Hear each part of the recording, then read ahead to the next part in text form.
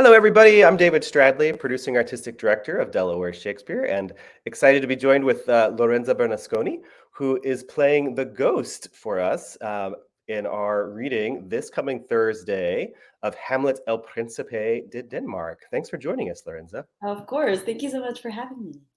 So before we get into chatting with Lorenza, just some reminders that the reading is on Thursday, May 12th at 6:30 p.m. It'll be at Las Américas ASPIRA Academy in Newark, Delaware. And tickets are pay what you decide at delshakes.org. So as you may guess from the title of the play, Hamlet El Príncipe de Denmark, this is a bilingual Spanish-English adaptation of the play by Tara Moses. And when I was chatting with the playwright about a year or so ago, she said that for her, the play is set, she sets the play in colonized Mexico. And she said for her that the Spanish is a stand-in for an indigenous language, and English in the play is kind of the colonized language. And I think one thing that's really interesting about the play is who speaks what language when. And your character, the ghost, only speaks Spanish. So I'm curious for you, as you've been reading through the script and working through it, why do you think that is? What has struck you about why the ghost only speaks Spanish? Yeah, it definitely came as a surprise to me too. I think the first time I read it, seeing that it was also the ghost was the only character that spoke only Spanish. I think because of where the playwright has said it, immediately I thought about colonization and the fact that the ghost is this character that has suffered a betrayal and that is now being removed from the equation. And so to me, it served as a metaphor for the language sort of being betrayed and being ignored and being removed and replaced by this new generation that has a new way of communicating, which is English. Cool. And for you, what have you enjoyed about exploring a character who only speaks Spanish or who chooses to speak Spanish? Well, it's sort of like defending the land, defending the culture. So it always feels really empowering to have someone speak to you in a language that is usually perceived as the language to learn or the priority, which is English. Right.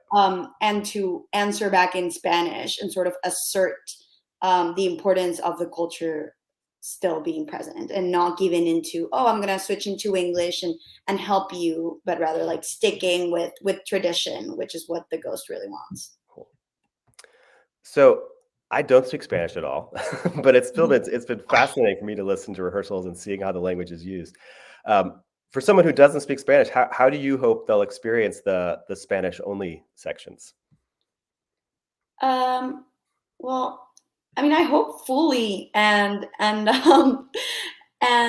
truly understand it. I think there's so many people that live in places where they don't speak the native language or the language that is usually used. So I think it's a sort of a glimpse into how people experience life when they don't speak the language. And then also, I think it's a great opportunity to see other things in the language, like the way the text is said, the sounds. You're not understanding word by word, but you're seeing how the sounds make sense and how it contrasts with the person answering back in English. It's really interesting. It's a different way to watch theater for sure. And I think that's very much the case with watching Shakespeare in general, is that there's one layer of meaning, which is just the literal meaning of the words, but it is Right. about how the words sound and what vowels are being used and what consonants are being used.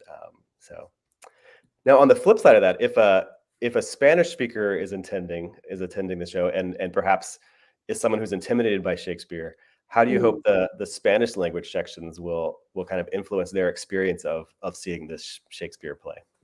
Well, I think Shakespeare is a lot more similar to Spanish than maybe current English really is. And I think I offer that. I think there's a misconception that Shakespeare's English was sort of this higher up thing. And it was actually, like very simple vernacular. And I think that's really fun to think about in terms of like how dramatic and